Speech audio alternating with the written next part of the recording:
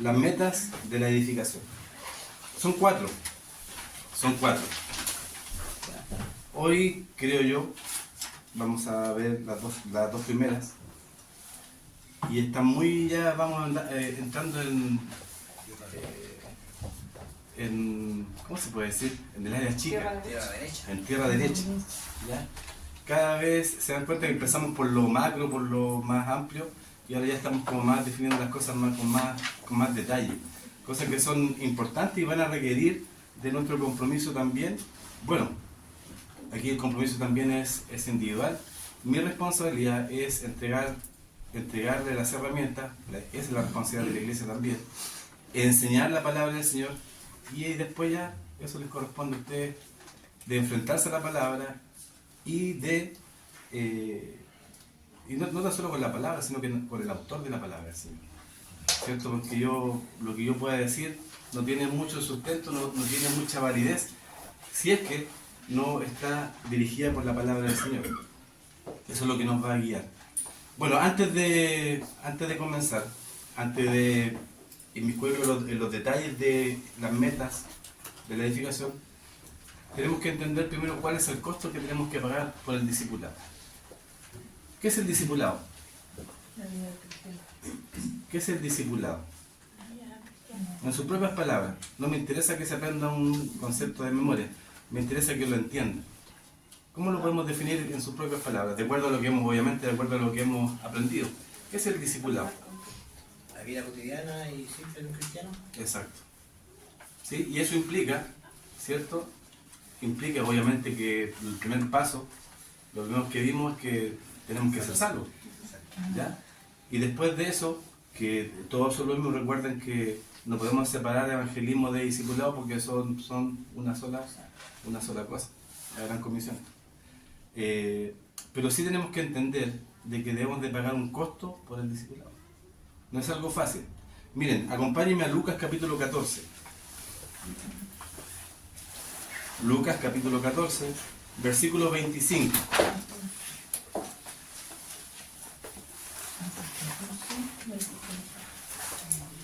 Lucas capítulo 14, versículo 25 al 33. Y de verdad que esta parte del estudio, las metas de la edificación, están muy interesantes. En realidad tienen que ver con nuestra responsabilidad individual. El costo del discipulado. ¿Cuál es el costo del discipulado? ¿Qué precio tenemos que pagar si queremos crecer en Cristo? Porque eso es el discipulado, ¿no? Que ya no seamos niños, sino que podamos ser conformados cada día más y más a la imagen de nuestro Maestro. Lucas 6, ¿cuánto es, Augusto? 6:40. 6:40, gracias. ¿Qué dice? Todo el que fuere. Así empieza, ¿no? El discípulo no es superior a su maestro. Ahí está. Si no, será como su maestro. Vale, ahí está el complemento. Sino que todo el que fuere perfeccionado será como su maestro. En esa etapa deberíamos de ser perfeccionados, o sea, ser conformados en la imagen de Cristo. ¿Estamos ahí? Lucas capítulo 14, dice la palabra del Señor. Grandes multitudes iban con él y volviéndose les dijo, miren qué interesante. Primero, ahí yo me quise detener acá porque empieza con una gran verdad que sucede hoy en día. Grandes multitudes. ¿Qué hacían? Iban con él. ¿Ya? Imagínense la escena. El Señor Jesucristo caminando y muchos le seguían. Motivos distintos, habidos y por haber. Dice el versículo 26. Se detiene el Señor, y me imagino, se detiene el Señor y mira la multitud y les dice: si alguno viene a mí y no aborrece a su padre y madre y mujer e hijos y hermanos y hermanas, aún también su propia vida, ¿qué dice? No puede ser mi discípulo. Ahora bien, esto no quiere decir que usted conoció al Señor, es un hijo de Dios, que va a ir a decirle a su mamá, a su padre, a su familia: te aborrezco, ahora yo no quiero nada con usted. No, lo que está diciendo es que ahora lo que tiene que ocupar el primer lugar en su vida es el Señor. dice el 27, y el que no lleva su cruz y viene en pos de mí, no puede ser mi discípulo. No puede. ¿Por qué no puede? Porque primero tiene que... ¿Qué significa la cruz? Tiene que morir. Y dice, y viene en pos de mí. O sea, es morir al yo, es morir a mi voluntad cada día, porque eso dice, y venir en pos de mí. O sea, seguir a Cristo. Y el seguir a Cristo significa que cada día tomamos decisiones. Cada día nos levantamos conscientemente, oramos y le pedimos dirección al Señor. Cada día. ¿Ok? 28. Porque ¿quién de vosotros queriendo edificar una torre no se sienta primero y calcula los gastos a ver si tiene lo que necesita para acabarla? Bueno, ahí en eso tal vez Leo, Felipe nos pueden dar una cátedra en cuanto a eso, a la construcción. Cuando queremos construir algo, ¿qué es lo que hacemos primero? Calculamos los gastos.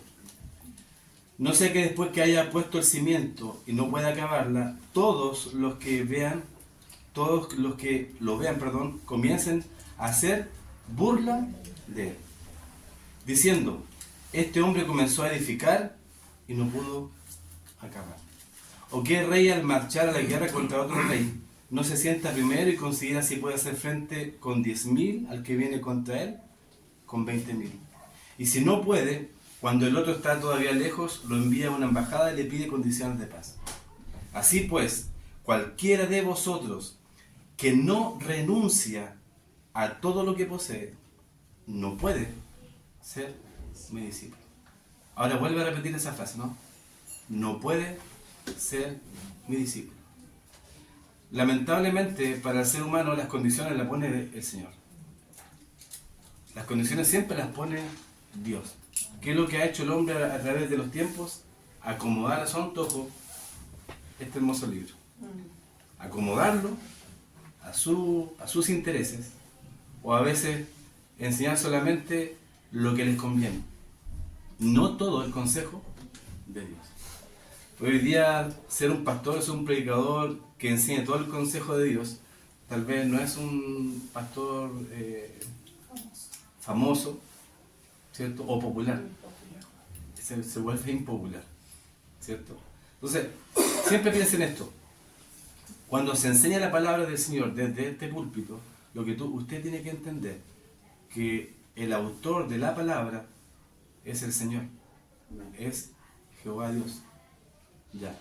Y siempre digo la misma frase, aunque suene una frase de cliché, pero si usted tiene algún reclamo, cuando lo que estoy diciendo corresponde a la Biblia, no me reclame a mí, sino que reclame al autor, porque tiene derechos de autor, ¿cierto? Reclámele a él.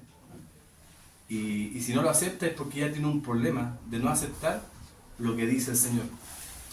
¿Cuál es el costo del discipulado entonces? ¿Cuál es el costo que tenemos que pagar? Dejar todo. Dejar todo. Ahora no le estoy diciendo que dejen su trabajo, que dejen de hacer sus cosas. No, lo que está diciendo es que Dios tiene que ocupar el primer lugar en su vida. Siempre les digo, la forma para entender mejor esto y aceptar esta condición que pone el Señor, es primero entender, tal vez en el futuro lo vamos a ver, un poco de teología propia, de entender quién es Dios. ¿Quién es Dios? ¿Qué tan grande es Dios? Y entender también qué es lo que es la salvación. ¿Qué significa la vida eterna? Cuando nosotros entendemos quién es Dios, a quién servimos, a quién seguimos, o a lo mejor tenemos una mirada muy somera de quién es Dios. Y por eso nuestro cristianismo también es somero. Pero cuando entendemos quién realmente es Dios, la grandeza de su deidad, su santidad, ya miramos a Dios con otros ojos, ¿cierto? Y cuando entendemos el valor de lo que significa caminar por esta tierra y tener la plena certeza, la seguridad de que aunque la muerte me alcance, ella no tiene poder sobre mí. Eso es algo maravilloso. Y eso déjenme decirles que nada ni nadie, o absolutamente nadie, puede comprar este tesoro tan grande, que se llama vida eterna, se llama salvación y que depende de Cristo, lo que Él hizo en la cruz. Y déjenme decirles que lo tenemos. ¿Sí? Amén. Lo tenemos. Y eso debe darnos alegría y tristeza por aquellos que aún no lo tienen. Por eso es importante entender el peso que tiene la salvación, porque así nos ayuda a vivir una vida con más esperanza, con más gozo. Pero también nos hace ver el peso de las almas que se pierden. Es necesario. Dios da el crecimiento, ¿cierto? Dios nos hace crecer. Pero tan obvio en la llamada de sígueme, dice el Señor. Sígueme. Es una implicación de un compromiso. Debe de existir un compromiso en el creyente. O sea, Dios no va a forzar a nadie. Dios no te va a llevar la fuerza. Pero sí, uno es el que tiene que decidir seguir a Cristo, y seguir siguiendo a Cristo requiere un compromiso individual. ¿Okay? El costo del discipulado, o sea, el precio que tenemos que pagar para ser y hacer discípulos, es el compromiso. El compromiso. En cuanto a la salvación, por ejemplo, ¿usted se compromete con quién? Con el autor de la salvación. ¿Quién es? Dios. En la figura de Cristo, ¿cierto? Se compromete a seguirle a Él en lugar de seguir el pecado y de seguir a sí mismo y sus propios deseos carnales. Recuerden, cuando entendemos nuestra condición delante de Dios y decidimos de aceptar a Cristo como nuestro Señor y Salvador, nuestra voluntad muere. Y nuestra voluntad depende absolutamente de nuestro Señor. Este compromiso se manifiesta en el arrepentimiento y la fe. Y luego Dios nos salva. ¿Ya? Obviamente eso ya nosotros ya pasamos por eso, ¿cierto? ¿Sí? Ahí es cuando usted dice amén, porque está seguro de su salvación. Lo que vamos a ver ahora tiene que ver con el compromiso, que es lo que marca la diferencia entre un discípulo que está creciendo y un discípulo que se está estancando. Y aquí ustedes, yo no los voy a señalar, nadie se va a señalar, sino que cada uno tiene que hacer un autoexamen. ¿Estoy creciendo en el Señor? ¿O creo que me he estancado? Hay tiempo de revertir. Miren, ahora en agosto cumplimos recién 2 años de vida como iglesia. Y yo creo que por la misericordia y la gracia de Dios, creo que vamos avanzando bien. No ha sido fácil, obvio, lógicamente, pero estamos formando un grupo pequeño, pero no tan pequeño, pero sólido. Sólido. Yo siempre les digo, y que no es algo menor para mí, yo no he tenido que todavía verme enfrentado a tener problemas de relaciones interpersonales entre los hermanos. Y eso habla bien de ustedes, eso habla bien de la iglesia, porque estamos preocupados de lo importante. Cuando empiezan estos problemas que yo dije, que este dijo, es porque las iglesias no están preocupadas en lo importante. Y tienen tiempo para perderlo en cosas que no son tan valiosas. El compromiso marca la diferencia entre la mediocridad y la madurez. ¿Qué es lo que queremos nosotros como iglesia? Que usted sea un creyente maduro. Y cuanto más nos comprometemos con Cristo, recuerde, su compromiso no es con el pastor, su compromiso no es con la iglesia local, su compromiso no es con el hermano, su compromiso no es con el líder, su compromiso es con el Señor, con el Señor. El día que decidimos que no queremos seguir con una vida comprometida con Cristo, ese día es cuando nosotros dejamos de crecer y nos estancamos. Entonces, bajo esta breve introducción, es aquí, en estas 4 metas que vamos a ver de la edificación, en donde usted y también yo debemos de tomarnos un momento y evaluarnos. Si no estamos satisfechos con nuestro crecimiento espiritual, si no estamos satisfechos con nuestro nivel de madurez espiritual o con nuestra vida en Cristo, debemos de fijarnos en las 4 metas para la edificación. ¿Ya? Y debemos de evaluar nuestro compromiso con cada una de estas 4 metas que vamos a mencionar. Yo creo que hoy vamos a mencionar las primeras 2. La próxima semana, las 2 que siguen. Pero bajo esa premisa de evaluarnos de acuerdo a estas metas que tenemos que conseguir. ¿Para qué? Para no quedarnos estancados, sino que crecer y madurar en el Señor. ¿Les parece? Bueno, la primera meta, cierto que hablamos de compromiso, ¿no? Dijimos compromiso. Se requiere de compromiso. Por lo tanto, la primera meta es comprometerse con, lo mencioné en la oración un poquito. ¿Qué es lo que tiene en sus manos? La Biblia. Entonces, la primera meta es comprometerse con la palabra de Dios. Esa es la primera meta. Ahora viene automáticamente este examen, este análisis. ¿Usted está comprometido o estamos comprometidos con la palabra de Dios?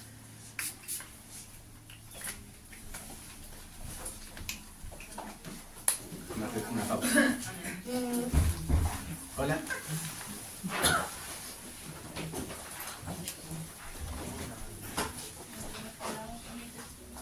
Hola. Dije, primera meta, comprometerse con la palabra de Dios. Y repítelo, vuelvo a repetir. Es aquí donde usted tiene que analizar y pensar. ¿Estaré comprometido con la palabra de Dios? Un discípulo del Señor debe comprometerse tanto con aprender la Biblia como con hacer lo que dice la Biblia. Y aquí aplicamos ciertos los 2 elementos que veíamos anteriormente como los medios para la edificación, que era aprender la Biblia, pero también obedecerla. Y estos dos medios los podemos resumir en esta meta que habla de este compromiso con la palabra de Dios. No es tan solo aprender, sino que también es obedecer y hacerla, llevarla a cabo. Acompáñenme por favor a Colosenses capítulo 1, versículo 28. Colosenses.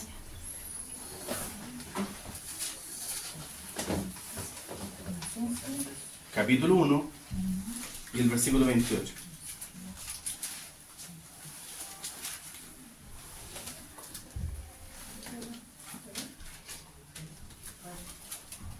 Colosenses capítulo 1, versículo 28. ¿A quién anunciamos? Amonestando a todo hombre. ¿Y qué dice?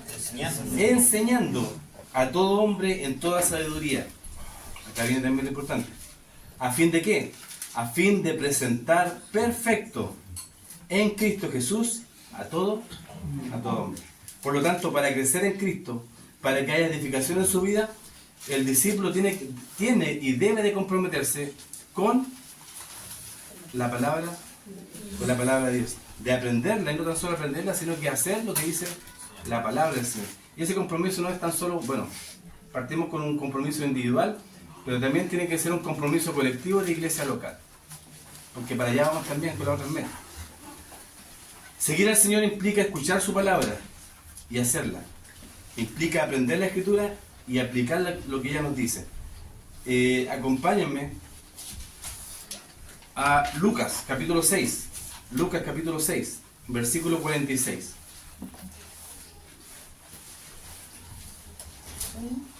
Lucas capítulo 6 y el versículo 46 en adelante.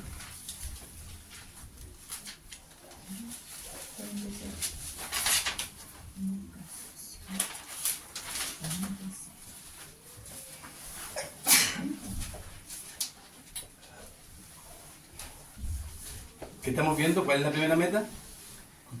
Comprometerse con la palabra de Dios. Aprenderla, pero también hacerla. Ya. A propósito de eso, miren lo que dice la palabra del Señor. Versículo 46. ¿Por qué me llamáis Señor, Señor, y no hacéis lo que yo digo? ¿Cuántos de nosotros llamamos Señor al Señor? Todo aquel que viene a mí y oye mis palabras y las hace, oye mis palabras y las hace, os indicaré a quién es semejante.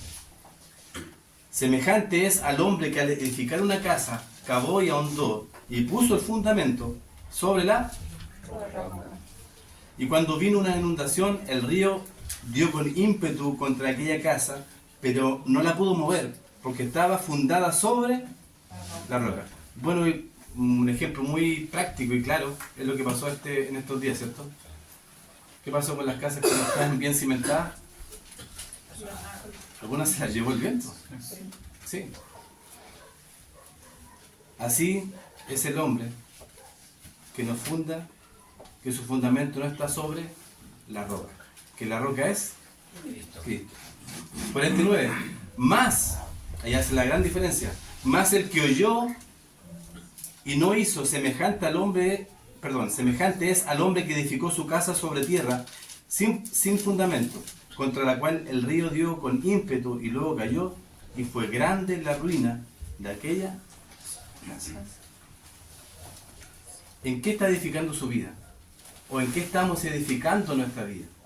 Y es más, y en eso tenemos que apoyarnos mutuamente, y también con el liderazgo. ¿En qué estamos edificando nuestra iglesia? ¿Cómo se llama nuestra iglesia? Piedra angular. ¿Quién es el fundamento? Cristo, la roca. Y es ahí donde tenemos que apuntar. No que nos conozcan porque esto se conoce en la Biblia de memoria. No. Sino que con aprenderla, pero también hacerla. Para crecer en Cristo y perfeccionarse, el discípulo debe aprender la doctrina de la Biblia, lo que ella enseña. Tal vez yo en lo personal deberé de entregar las 10 doctrinas de la Biblia, pero no con estos términos muy de facultad, muy de instituto, sino que estas 10 doctrinas aterrizadas a la iglesia. ¿Ok? Porque a veces como que estas palabras adornadas es como para darse pompa de los que están delante de los púlpitos. Pero imagínense lo que hizo el Señor Jesucristo, el gran maestro de los maestros. Cuando enseñaba o cuando tenía que enfrentarse a los fariseos y hablar de la Escritura, 2 o 3 palabras, jaque mate. Pero cuando él se acercaba a un niño, ¿qué hacía? Se inclinaba, ¿cierto? Y se ponía a la altura de un niño. De acuerdo a la audiencia. No estoy diciendo que la audiencia sea el niño. No. Pero debemos de aterrizar estos términos a veces que son muy académicos. Gracias. Esa era la palabra del Estado. Muy académicos. Aterrizarlos para la congregación para que puedan ser entendibles y aplicables a nuestra vida. ¿Recuerdan el pasaje que teníamos que aprender de memoria, no? ¿Sí? ¿Cuál era? ¿Alguien se lo aprendió?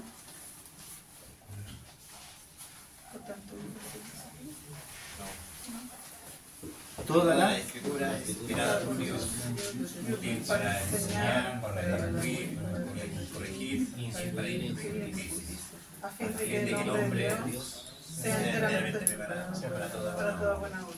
Ya, ahora sí, ordenado. 1, 2, 3. Toda la Escritura es inspirada por Dios y útil para enseñar, para corregir, para instruir en justicia, para redarguir, para corregir, para instruir en justicia, a fin de que el hombre de Dios sea perfecto, enteramente preparado para toda buena obra. Gracias. ¿Alguno muy a la boca? No.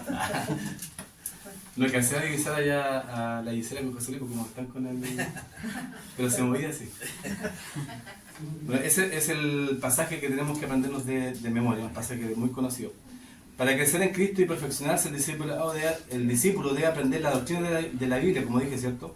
Lo que ella enseña, y luego debe dejar que la doctrina lo redarguya, lo corrija y lo instruya en justicia. Y era lo que recién estamos mencionando. Esto quiere decir que tenemos que comprometernos en usar bien las Escrituras tal como Dios las diseñó. ¿Ya? Usar bien implica que vamos a aprender la Biblia y cómo aplicarla correctamente, en su debido contexto y de una manera constante. Lo más probable es que ya cuando terminemos con todo este proceso de la visión, de entregar la visión de la iglesia, y que en eso nos vamos a mover, si no hay nada nuevo bajo el sol. La gran comisión, ser y hacer discípulos. Y eso es lo que tenemos que hacer. Nada más que eso. Y en este transcurso de eso, en el contexto del discipulado, lo más probable es que enseñemos las 15 reglas de interpretación bíblica al comienzo y después más adelante podemos dar un estudio más profundo acerca de cómo estudiar la Biblia, que ya es un tomo un poquito más para los que estén interesados. ¿Ya? Recuerden que esto requiere de un compromiso individual. ¿Ya? Segundo Timoteo capítulo 2 versículo 15. De acuerdo a lo que mencionaba recién. Segunda Timoteo 2.15.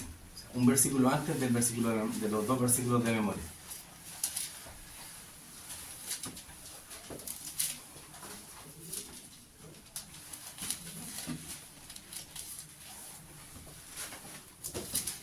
¿Alguien lo tiene? ¿3.15 o 2.15? 2.15. 3.15. ¿Ah? 3.15. 2.15, sí me equivoqué. Me equivoqué yo en decir que estaba al lado del versículo de memoria. Gracias, Augusto. Es 2.15, perdón. ¿Sí? Ya. Procura con diligencia presentarte a Dios aprobado, como obrero que no tiene de qué avergonzarse, que usa bien la palabra de verdad. Gracias. ¿Cómo debemos de presentarnos ante Dios? Aprobado. Procurar con diligencia. ¿Qué es diligencia? Lo explicamos la semana anterior, ¿no? Prontitud, rapidez. Y eficacia. Tiene que llegar. Es como la diligencia del oeste, ¿no? Así lo explicábamos. Rápido, y a pesar del peligro de los bandidos, todo eso, tenía que llegar a su destino. Que usa bien la palabra de verdad. Y ahí que tenemos que tener cuidado. Ojo con eso. Que usa bien la palabra de verdad. Pero para que usted pueda utilizar bien la palabra de verdad, la iglesia local es quien tiene que entregarle las herramientas para que usted pueda trazar bien estas reglas de interpretación. Enseñar, prepararlo para, ¿ok? O sea, yo no puedo, si yo no enseñara eso a la congregación, después no podría reclamarle a ustedes si, oye, si un pasaje fuera de contexto. Pero ¿y cómo si no tengo las herramientas para? Es como un partido de fútbol, ¿no? Si no sabemos las reglas del partido de fútbol, vamos a andar todos corriendo detrás de como dicen las mujeres, hombres corriendo detrás de un balón. Pero las reglas, cuando hay reglas, distinto, ¿no? Mi hija me preguntaba acerca del fútbol, que ahora le gusta un poquito más. Y yo le explicaba que el fútbol no es tan simple. No es como 22 muchachos corriendo a la siga de una esfera, sino que tiene reglas, tiene estrategia. Y en esa estrategia no es algo tan simple. Entonces no es algo tan simple, hermanas. Si me preguntan la vuelta.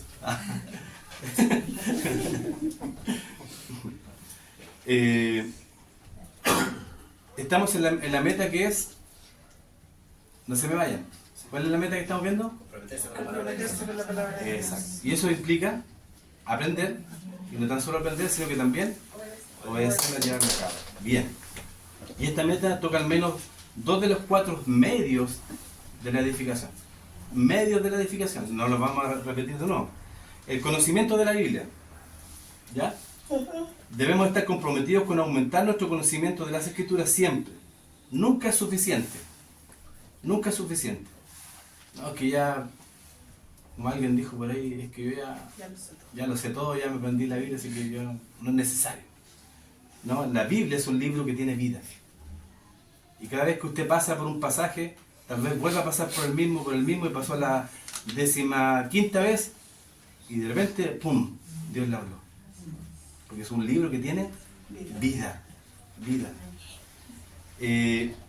Aprende la Biblia y luego sigue aprendiendo de la Biblia. Como les dije hace unas semanas atrás, estamos viviendo el tiempo de la apostasía, en donde tenemos la verdad, la tenemos en nuestro idioma, a nuestro alcance.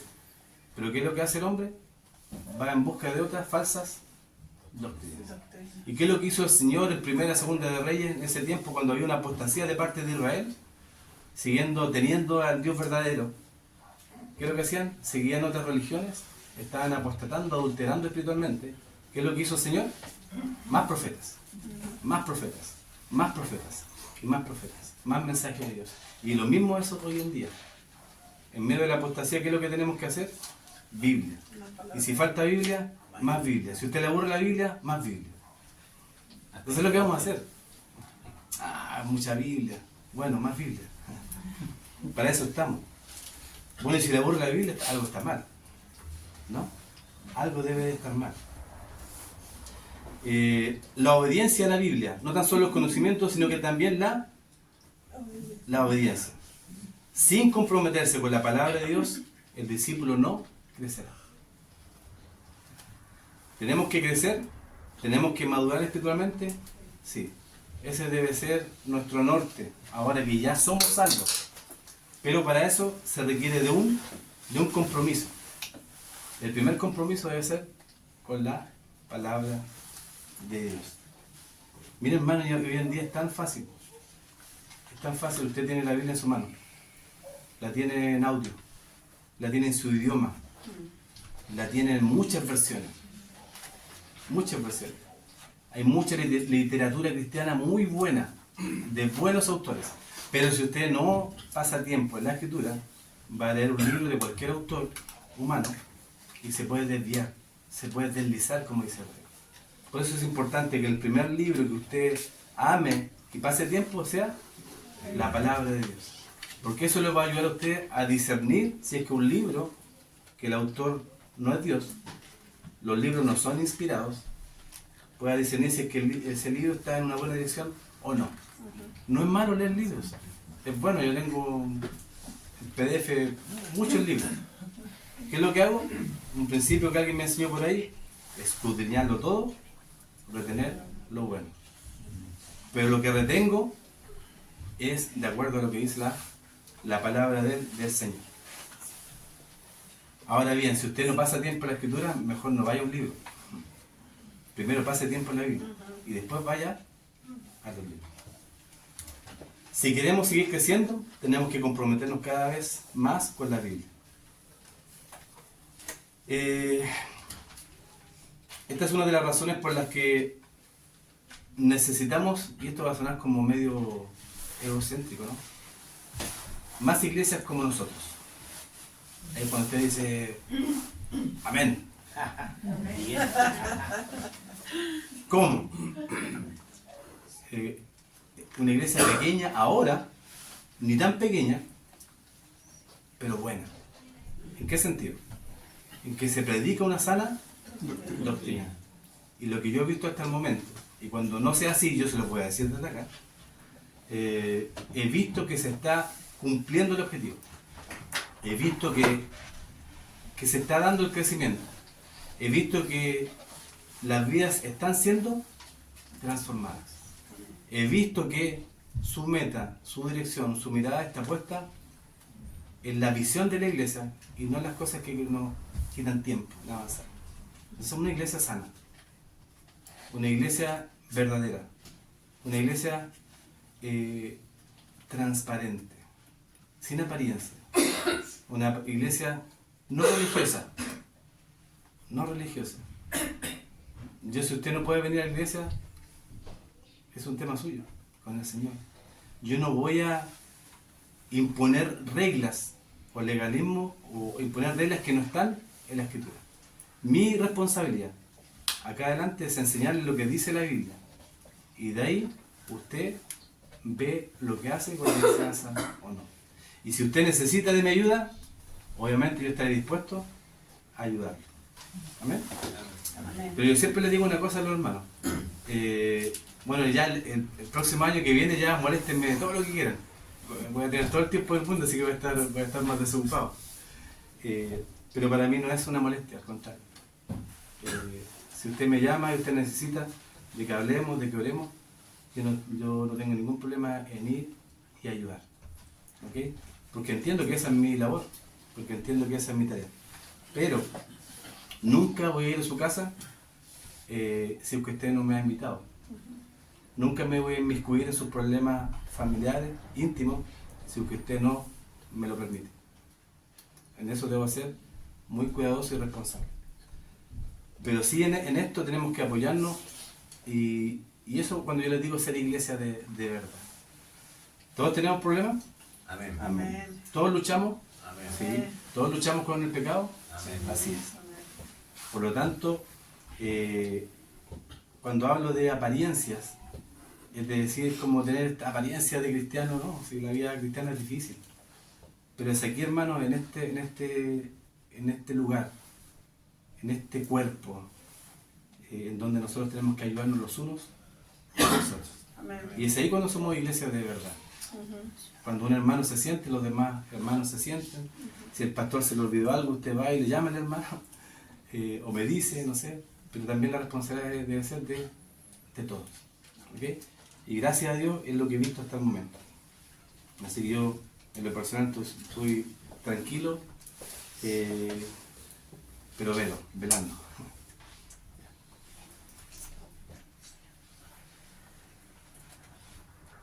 Dije, esta es una de las razones, el tema del compromiso con la palabra de Dios, en donde los creyentes no crecen, donde van a los cultos solamente a cantar, la emoción, llorar, saltar, gritar. Yo soy un hombre de emoción, ¿cierto, Rose? Yo lloro con facilidad, pero lloro con sentido. Lloro con sentido. Me explico. Si yo voy a la palabra del Señor, si canto una alabanza que me dice que algo está mal en mí, claro que me voy a quebrar. Si entiendo a través de la alabanza que Dios es tan grande y ha hecho tanto por mí, claro que me voy a emocionar. Pero la emoción tiene que ser una emoción dirigida. No porque, no sé, porque sentí algo tan bonito y... No, sí. Pero la emoción debe ser algo dirigido. Y cuando somos enfrentados a la palabra del Señor, ¿qué mejor? No reprima. Porque a veces podemos caer en los extremos, ¿no? A veces podemos caer en los extremos cuando decimos que somos iglesia bautista, bien ordenadito, marcadito. Pero si usted quiere cerrar sus ojos, si usted quiere levantar sus manos, hágalo. ¿Cuál es el problema? Yo estaba en iglesias bautistas donde levantar las manos es como... No.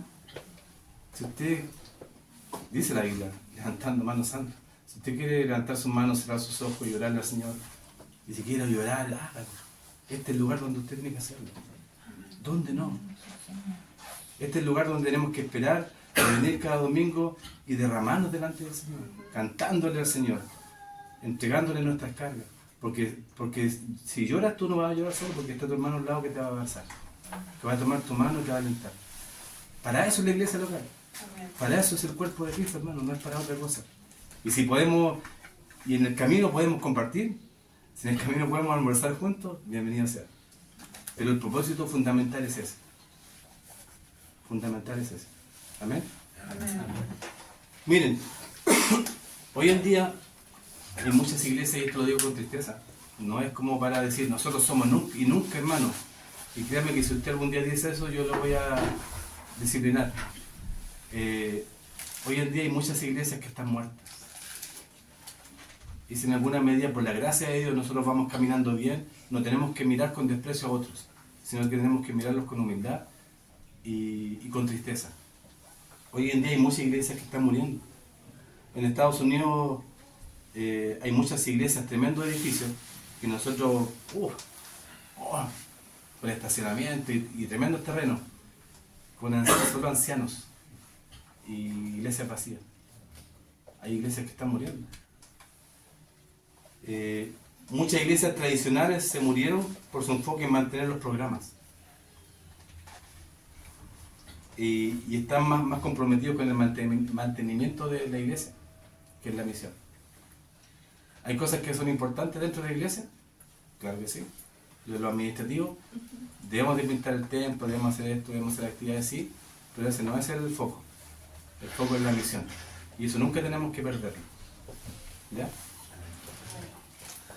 Hay otras iglesias modernas, ¿ya?, que están tan entregadas al entretenimiento, que la iglesia es aburrida porque el pastor predica una hora pura Biblia, no me aburro.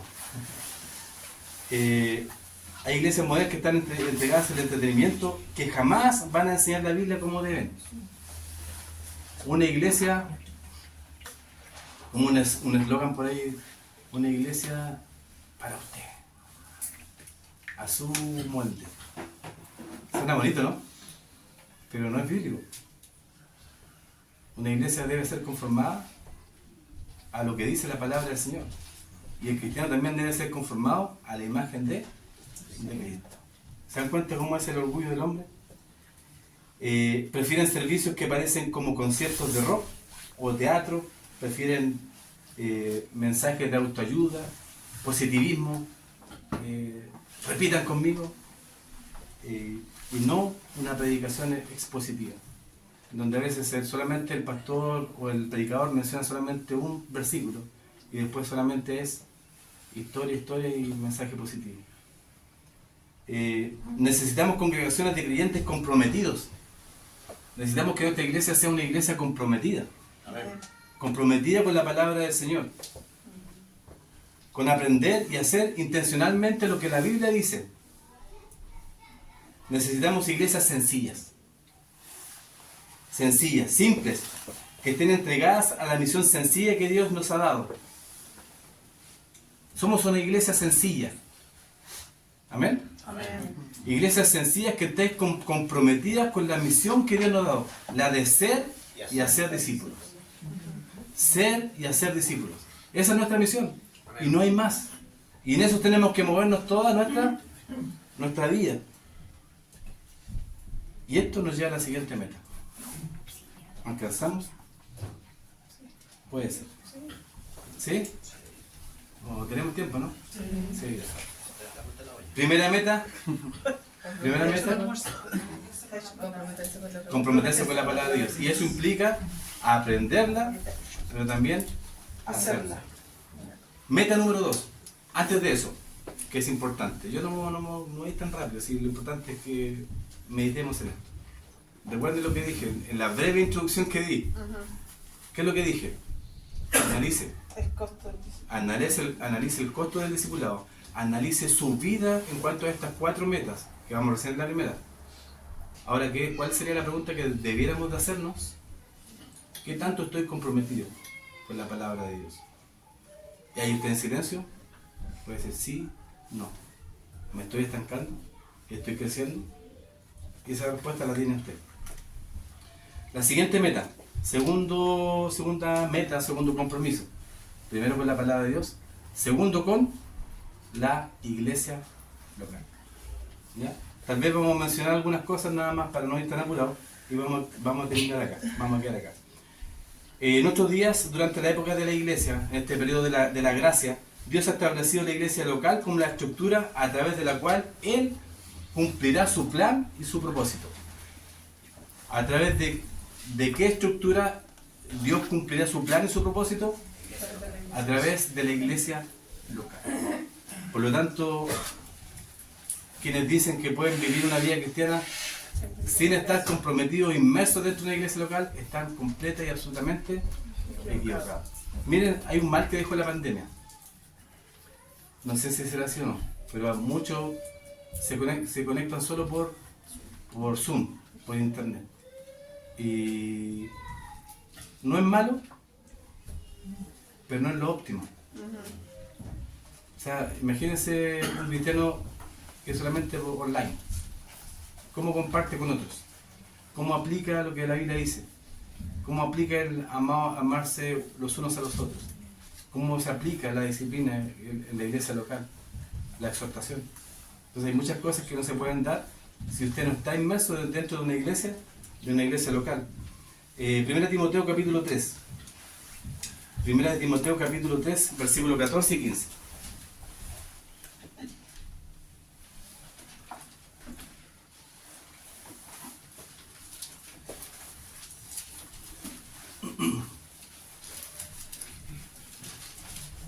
¿Quién lo tiene? 1 Timoteo capítulo 3, versículos 14 y 15. Esto te escribo, aunque tengo la esperanza de ir pronto a verte, para que si tardo, sepas cómo debes conducirte en la casa de Dios, que es la iglesia del Dios viviente, columna y baluarte de la verdad. Gracias. La iglesia local es la columna y el baluarte de la verdad. Me dice que sepas cómo debes conducirte en la casa de, a veces palabras tan sencillas, ¿de quién? De Dios, porque le pertenece a Él. Que es la iglesia del Dios viviente. ¿A quién le pertenece la iglesia? La iglesia del Señor. La iglesia del Señor. Columna y baluarte de la verdad. El cristiano o el santo puede crecer tal como Dios quiere solo cuando se compromete con una iglesia local. Si usted quiere crecer, puede hacerlo leyendo solo la Biblia, comprometiéndose con ella, practicándola así, pero no tan solo con eso, sino que tiene que comprometerse con la iglesia local. Efesios capítulo 4, versículos 11 y 12. Efesios capítulo 4, versículos 11 y 12.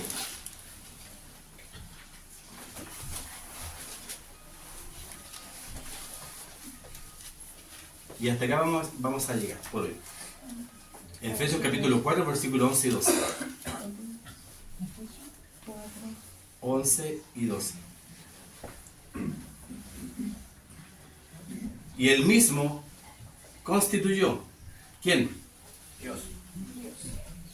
Constituyó a unos apóstoles, a otros profetas, a otros evangelistas, a otros pastores y maestros, a fin de perfeccionar a los santos. ¿Para qué? Para la obra del ministerio, para la edificación del cuerpo de Cristo.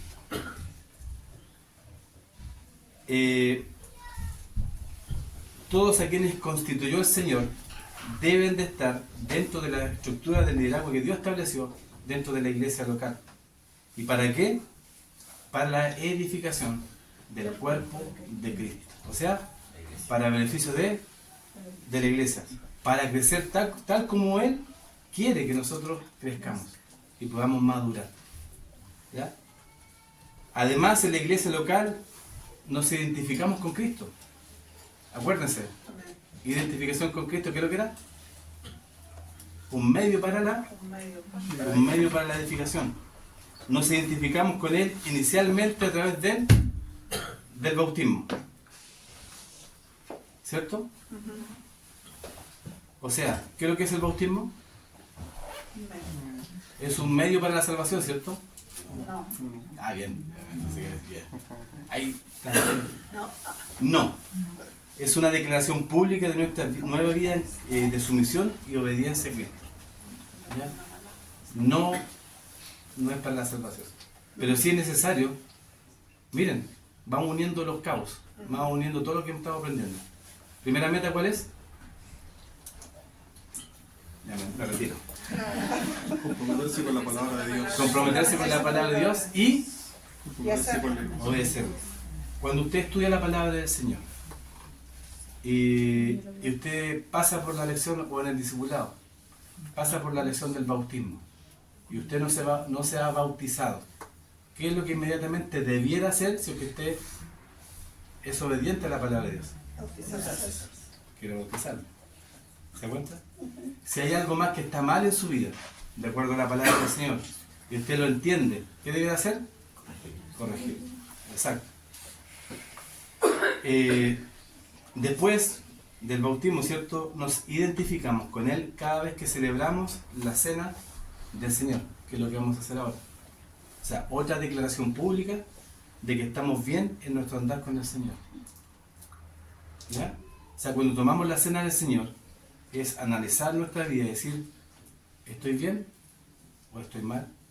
Bueno, y si usted es lo suficientemente humilde delante de este Dios tan grande y decir, sí, en realidad, Señor, perdóname, necesito cambiar. Señor, perdóname en esta área de mi vida, ayúdame, necesito cambiar, te pido perdón. Y toma su cena tranquilo.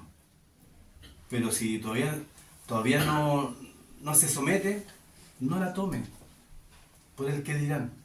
No la tome porque, oye, el pastor me está viendo y me dio que no tome. No, yo no voy a hacer nada. Porque es su relación, hermano. Es tu relación con el Señor. es tu relación individual. Aquí no estamos para juzgarnos los unos a los otros.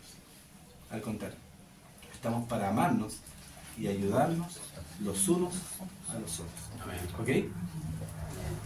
Para ser un discípulo, tiene que comprometerse como miembro de una iglesia local, preferiblemente en una iglesia que se llame Iglesia Bautista Piedra Angular. No, preferiblemente en una iglesia bíblica. ¿Ya? Para ser discípulos es necesario exhortar a otros creyentes a hacer lo mismo. ¿Ya? Para ser discípulos es necesario exhortar a otros creyentes a hacer exactamente lo mismo. Nada nuevo bajo el sol. Ser y hacer discípulos.